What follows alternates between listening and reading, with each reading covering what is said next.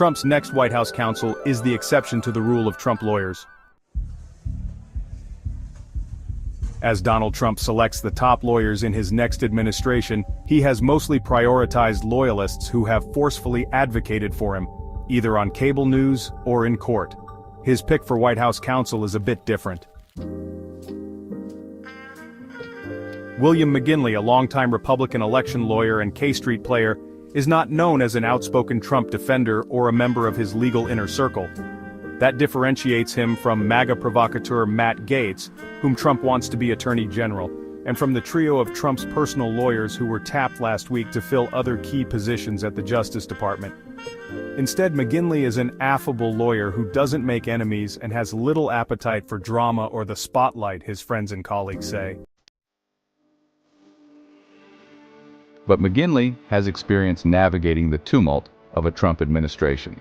In Trump's first term, he served in the relatively obscure role of White House Cabinet Secretary, a position that made him a primary contact between the president and the various cabinet departments.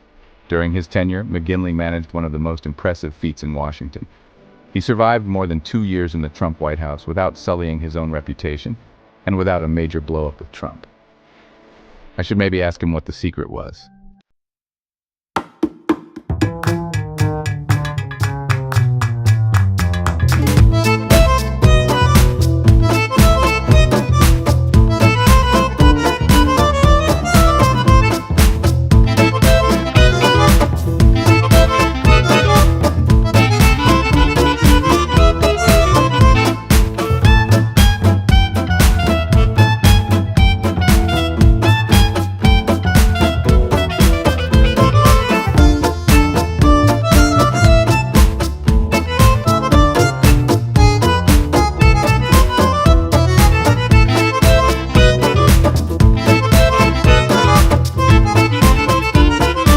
Mainly with election law and representing Republican politicians or political entities.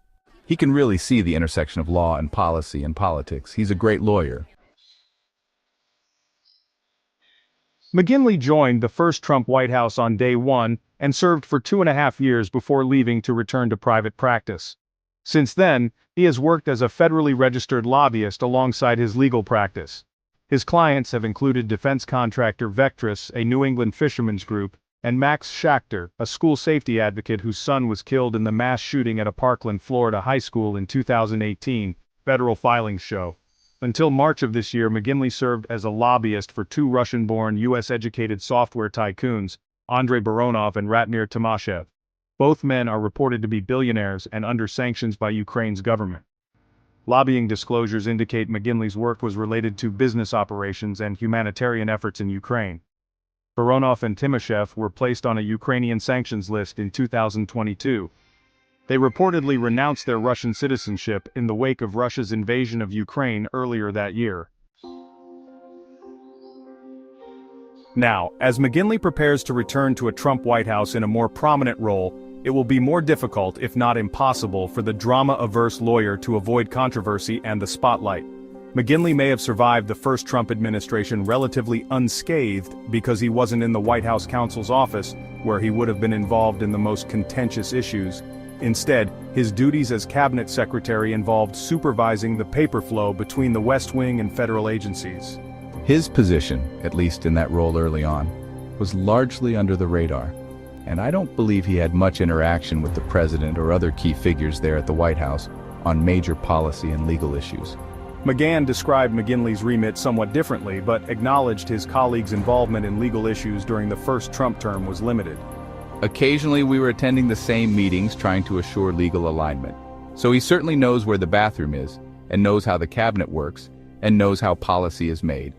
I think that's going to help him as counsel because he's kind of aware of the difference between the policy side, the lawyer side, and the intangible of the political climate side.